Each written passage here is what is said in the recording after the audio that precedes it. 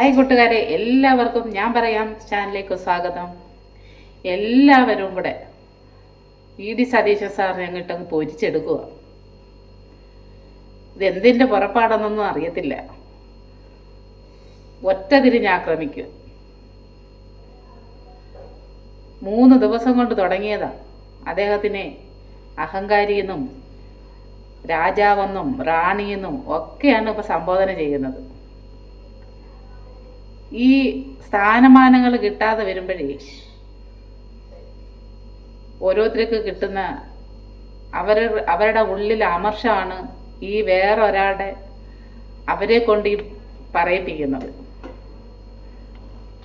രമേശ് ചെന്നിത്തല സാറിന് ഈ പ്രതിപക്ഷ സ്ഥാനം പോയതിനകത്ത് ഭയങ്കര സങ്കടം ഉണ്ടായിരുന്നു. അന്നൊക്കെ ഒന്നാമത് നീളത്തിൽ കുറഞ്ഞ ആളും കൂടെ. പണ്ടേ പറഞ്ഞിട്ടില്ലേ, നീളമില്ലാത്ത കുറുകിയ ആൾക്കാരെ സൂക്ഷിക്കണമെന്ന്. അദ്ദേഹം അന്നൊക്കെ അമീതിയായിട്ടിരുന്നു. പക്ഷേ ഇപ്പം സടകുടഞ്ഞ് എണീറ്റിട്ട് അദ്ദേഹം മുമ്പിൽ നിൽക്കാതെ അദ്ദേഹം ഉള്ളിലിരുന്നുകൊണ്ട് ചരട് വലിച്ചിട്ട് ഇപ്പം എല്ലാവരെ കൊണ്ടും മുഖ്യമന്ത്രി ആവാനുള്ള ശ്രമത്തിലാണ്. ആയിക്കോട്ടെ, പക്ഷേ കൂടെ നിൽക്കുന്ന ആൾക്കാരെ, അല്ലെങ്കിൽ ഇത്രയും നാൾ പ്രതിപക്ഷ സ്ഥാനത്തിരിക്കുന്ന ഒരാളെ ഇങ്ങനെ ഓരോരുത്തരും കടന്നിട്ട് ആക്രമിക്കുമ്പോൾ അദ്ദേഹത്തിന് വേണമെങ്കിൽ ഒരു വാക്ക് പറയാം. അദ്ദേഹം ഇതുവരെ ഒന്നും പറഞ്ഞിട്ടില്ല. ഇപ്പം കോൺഗ്രസ്സിൽ എന്ത് കാര്യം വന്നാലും എല്ലാവരും രമേശ് ചെന്നിത്തല സാറിനെ പോയി കാണുന്നത്. പക്ഷേ പ്രതിപക്ഷ നേതാവായ വി.ഡി. സതീശൻ സാറിനെ ആരെങ്കിലും പോയി കാണുന്നുണ്ടോ? ഇല്ല. സത്യം പറയാല്ലേ, വി.ഡി. സതീശൻ സാറിനെ പ്രതിപക്ഷ സ്ഥാനത്ത് വന്നത് ആ ഒരു സ്ഥാനം കൊടുത്തത് കൊണ്ട് നേട്ടം ഉണ്ടായെന്ന് ചോദിച്ചാൽ എനിക്ക് തോന്നുന്നു രമേശ് ചെന്നിത്തല സാറ് പ്രതിപക്ഷ നേതാവായിരുന്നപ്പം പിന്നെയും കുറച്ച് കൊള്ളായിരുന്നു. ഈ സാറിരുന്നപ്പം ഒട്ടും ഒരിതില്ല. അതൊരു ഷാഫി പറമ്പിൽ, രാഹുൽ മാങ്കൂട്ടം എന്ന് പറയുന്ന ഒരു ടീമാണ് ഇവർ 3 പേരും. പ്രതിപക്ഷ സ്ഥാനത്തിരുന്നുകൊണ്ട് പ്രതിപക്ഷ നേതാവിൻ്റെ ഒരു ഓരോന്ന് പറയാനുള്ള ഒരു ലോജിക്കൊന്നും വി.ഡി. സതീശൻ സാറിനില്ല. അതിന് പക്വത കുറവാണോ എന്താണെന്നൊന്നും അറിയത്തില്ല. പക്ഷേ ആളത് പറഞ്ഞാലും അത് ആൾക്കാരുടെ അടുത്ത് പറഞ്ഞ് ഫലിപ്പിച്ചാലും അത് ആർക്കും അങ്ങോട്ട് ഏൽക്കുന്നില്ല. എന്നാലും പോട്ടെ, നമ്മളത് പറഞ്ഞപ്പോൾ ഒരു ഇപ്പോൾ ഭരണപക്ഷത്തിൽ നിന്ന് പിണറായി ഓരോരുത്തർ എന്തെല്ലാം പറയുന്നു, അതുപോലെ തന്നെയാണ് ഇപ്പോൾ പ്രതിപക്ഷ സാറിനെ ഇപ്പോൾ ആക്രമിച്ചുകൊണ്ടിരിക്കുന്നത്. ഇപ്പോൾ വെള്ളാപ്പള്ളി നടേശൻ സാറിനും NSSൻ്റെ സുകുമാര സാറിനും എല്ലാം മനസ്സിലായി. അവരങ്ങ് പ്രഖ്യാപിച്ചു അടുത്ത വർഷം ഇനി കോൺഗ്രസ്സേ വരത്തോളെന്ന്. അതുകൊണ്ട് അവർ മുഖ്യമന്ത്രി ആരാവണമെന്നുള്ളത് ഇപ്പോഴേ അവരുടെ അണിയറയിൽ ഇങ്ങനെ പറഞ്ഞുകൊണ്ടിരിക്കുക. അതിനകത്ത് ഓരോ ദിവസം ആകുമ്പോഴും നമ്മുടെ വെള്ളാപ്പള്ളി നടേശൻ സാർ വന്ന് വി.ഡി. സതീശൻ സാർ അഹങ്കാരിയ, രാജാവ് റാണിയാട്ടം, പിന്നെ ഒറ്റയ്ക്കിരുന്ന് അങ്ങ് വാഴുക എന്ന് പറഞ്ഞിട്ട് എന്തൊക്കെയാ പറയുന്നേ. പക്ഷേ പിണറായി വിജയൻ എന്തെങ്കിലും പറഞ്ഞ ഉടനെ പ്രതികരിക്കുന്ന വി.ഡി. സതീശൻ സാറിന് എന്തുകൊണ്ട് ഇത്രയും പറഞ്ഞിട്ടൊന്നും പ്രതികരിക്കാൻ തോന്നിയില്ല?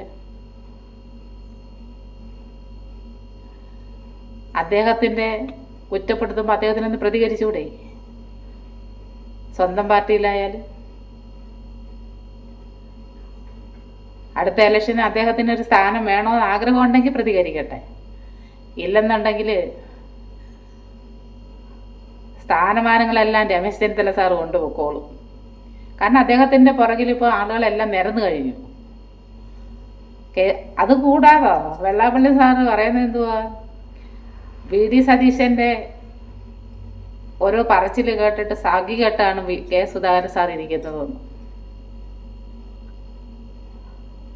കെ. സുധാകരൻ സാർ അത്ര മോശമൊന്നും അല്ല, അത് നമുക്കറിയാവുന്നതാണ്. അദ്ദേഹം പറയുന്നതിനും പ്രവർത്തിക്കുന്നതിനും ഒരു ഒട്ടും വിട്ടുവീഴ്ചയില്ലാത്തൊരു മനുഷ്യന്. പക്ഷെ അദ്ദേഹം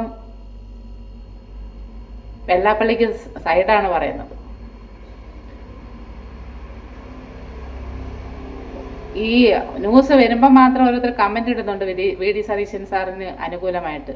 പക്ഷെ ആരും ഒരു പത്രസമ്മേളനം വിളിച്ച് പറയുകയോ ഒരു പ്രവർത്തകന്മാരുടെ അവിടെ പോയി പറയുകയോ ഒന്നും ചെയ്യുന്ന ഞാൻ കണ്ടില്ല. യൂട്യൂബിൽ ഇങ്ങനെ കമൻറ്റ് വരുന്നുണ്ട്. വെള്ളാപ്പള്ളി സാറിന് സാറ് പിന്നെ എല്ലാ പക്ഷത്തും നിൽക്കും. കാരണം കമ്മ്യൂണിസ്റ്റ് വരുമെന്ന് ഒരു മണം കിട്ടിയാൽ മതി. കമ്മ്യൂണിസ്റ്റിനെ പറ്റി പിണറായിയെ പറ്റി നല്ല സ്തുതി പറയും. അതല്ല വി എസ് അച്യുതാനന്ദ സാറാണെങ്കിൽ വി എസ് അച്യുതാനന്ദ സാർ സ്തുതി പറയും. ഇനിയിപ്പോൾ അവർക്ക് തോന്നി 2 കൊല്ലം ഇവരിരുന്നുകൊണ്ട് ഇനി 3ാമത്തെ കൊല്ലം ഇനി വരുന്നത് കോൺഗ്രസ് ആണെന്ന് മനസ്സിലായി കാണും. നമ്മുടെ കേരളത്തിൽ അങ്ങനെ ഒരു പതിവ് ഉള്ളതുകൊണ്ടേ അതുകൊണ്ട് ഇനി രമേശ് ചെന്നിത്തല സ്തുതി പാടിക്കൊണ്ട് നടക്കുക. അല്ലെങ്കിൽ പിന്നെ അദ്ദേഹത്തിന് എല്ലാവരുടെയും കൂടെ നിന്നെങ്കിലേ പറ്റൂ. അദ്ദേഹത്തിൻ്റെ പേർക്കൊരു കേസ് മൈക്രോ ഫിനാൻസിൻ്റെ ഒരു കേസുണ്ടല്ലോ. അതുകൊണ്ട് ഏത് പാർട്ടി വന്നാലും അദ്ദേഹത്തിന് കൂടെ നിന്നെങ്കിലേ പറ്റത്തുള്ളൂ. അപ്പോൾ രമേശ് ചെന്നിത്തല സാറിനെ എങ്ങനെയെങ്കിലും ഒന്ന് ജയിപ്പിച്ച് വിട്ടാൽ വി ഡി സജി സാർ വെള്ളാപ്പള്ളി നടേശ സാറിൻ്റെ ഇതിലൊന്നും ഒത്തു നിൽക്കത്തില്ല. പിന്നെ അദ്ദേഹത്തിൻ്റെ മകൻ കിഷോർ വെള്ളാപ്പള്ളി ഏത് പാർട്ടി വിജയിപ്പിക്കാത്ത അന്നോട്ട് പോയിട്ട് സ്ഥാനമാനങ്ങളെല്ലാം കൊടുത്തിട്ട് വിജയിപ്പിക്കാൻ നോക്കിയിട്ട് അത് നടക്കുന്നതുമില്ല. അപ്പോൾ പിന്നെ ഇങ്ങനെയൊക്കെയല്ല അങ്ങേരൊക്കെ ഓരോന്ന് പറഞ്ഞ് അങ്ങേർക്ക് വേണ്ടുന്നതെല്ലാം വാങ്ങാൻ പറ്റത്തുള്ളൂ. അവിടെ കിടന്ന് അടിക്കട്ടെ അല്ലേ പാർട്ടിയിൽ. ഇവർ തങ്ങളെത്താൻ ഇങ്ങനെ അടിക്കുന്നതുകൊണ്ട് വേറൊരു കക്ഷിക്കാണേ ഗുണം, നമ്മുടെ BJPക്ക്. എന്താ അവരിപ്പോൾ ഇല്ലേ അടിത്തട്ടി തട്ട് തൊട്ട് അവർ പ്രവർത്തനം ആരംഭിച്ചിരിക്കുക. പക്ഷെ പ്രവർത്തനം മാത്രമല്ല കേട്ടോ, ദുഡും വീറും അവർ കൊടുക്കും. നമ്മുടെ സുരേഷ് ഗോപി സാറ് തൃശ്ശൂർ ജയിച്ച കാര്യം അറിയത്തില്ലേ? ഇഷ്ടം പോലെ ആയിരുന്നു പണം കൊടുത്തത്. അതുപോലെ ഇവർ എന്നേ കൊടുത്തു തുടങ്ങി. എന്തായാലും ഈ 9 കോടിയൊക്കെ വന്നത് എവിടെങ്കിലും കൊടുക്കാതിരിക്കാൻ പറ്റത്തില്ലല്ലോ. അതെല്ലാം ഓരോരുത്തരുടെ കയ്യിൽ എത്തിച്ചിട്ടുണ്ട്. അത് നിയമസഭാ തെരഞ്ഞെടുപ്പ് വരുമ്പോൾ അറിയാം അതിൻ്റെ ഫലം, ആർക്കൊക്കെ ഇത് പോയെന്നുള്ളത്. കോടികൾ ഞാൻ പറയുന്ന അങ്ങനെയൊക്കെ മേടിച്ചിട്ട് കൊടുക്കുന്ന ഒരു കുഴപ്പമില്ലെന്നേ. ഇതിപ്പോൾ നമ്മൾ മേടിച്ചാലും മേടിച്ചില്ലേലും ആ കോടി അവർക്കുള്ളതാണ്. അല്ലെങ്കിൽ നേതാക്കന്മാരെടുക്കും. അതിനെക്കാട്ടും നല്ലതല്ലേ നമ്മൾ മേടിച്ചിട്ട് വോട്ടിട്ട് കൊടുക്കുന്നത്. ഇപ്പോൾ മേടിക്കുന്നവർ ആ പാർട്ടിക്ക് വോട്ടിടത്തൊന്നുമില്ല. കാരണം തമിഴ്നാട്ടിൽ ഇഷ്ടം പോലെ കാശ് ഇതുപോലെ ഓരോ പാർട്ടിക്കാരും കൊടുക്കുന്നത് എനിക്കറിയാം. പക്ഷെ അവർ എല്ലാ പാർട്ടിയുടെയും കയ്യിൽ നിന്ന് മേടിക്കും. 3 പാർട്ടിക്കാർ കൊണ്ട് കൊടുക്കുമ്പോഴും മേടിക്കുന്നുണ്ട്. പക്ഷെ 3 പാർട്ടിക്കും കൂടെ വോട്ടിടാൻ പറ്റത്തില്ലേ? ഒരാൾക്കെല്ലാം ഇടും. അതേ ഞാൻ പറഞ്ഞേ, തരുന്നതെല്ലാം നമുക്ക് മേടിക്കാം. നമ്മുടെയും കൂടെ കാശല്ലേ ഇവരെല്ലാം കൂടെ ഇരുന്ന് തൂർത്തടിക്കുന്നത്. അപ്പോൾ അടുത്ത വർഷമെങ്കിലും നല്ലൊരു ഭരണം വരട്ടെ ആരായാലും. അതുകൊണ്ട് എല്ലാ ഭാവങ്ങളും നേർന്നുകൊണ്ട് ഞാൻ അങ്ങോട്ടൊന്ന് പോയിട്ട് വരാം.